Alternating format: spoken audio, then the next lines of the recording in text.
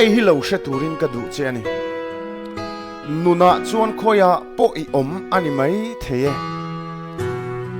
eng angan hiama po I lo om ani ma na I hun ton chu akhir khan hle ani yang ma se hei hi I hun top ani silo hei hi I thon tu to top na tur ani lo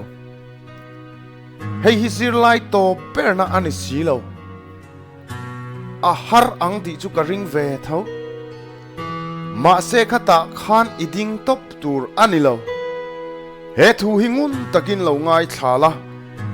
I hun har satak chu tlem tlemin aziama na ma se chumi ni lawa I har san te manga annat na I in siam ani vai zongin I nun I ti chevek thuang ahuna tak chuan I muang I har san chin fel dan tu chu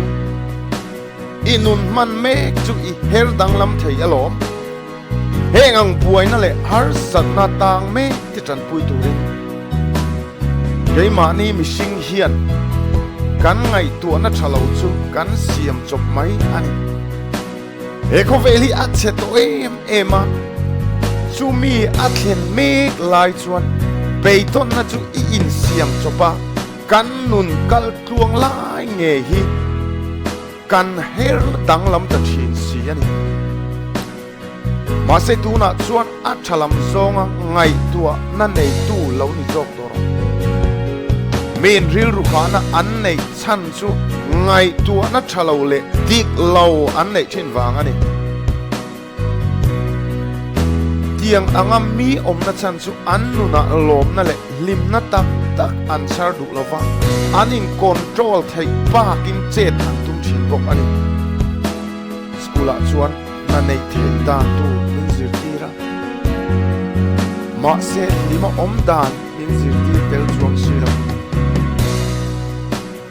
kan lim na chu kan na ain a hlu lo ami ni la lo e lim na chuan I bil chu apek sakang che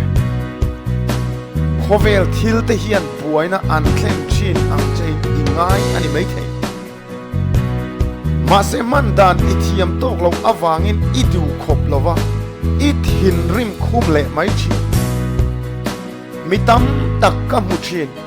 lungaya in dom kun thin an nun chu lo lo riau in an ngai chin awang ani an ngai tu na chuan an lu tok lo angin asila ma se adik lo ani ma ni hi kanin ngai lu thiam tur ani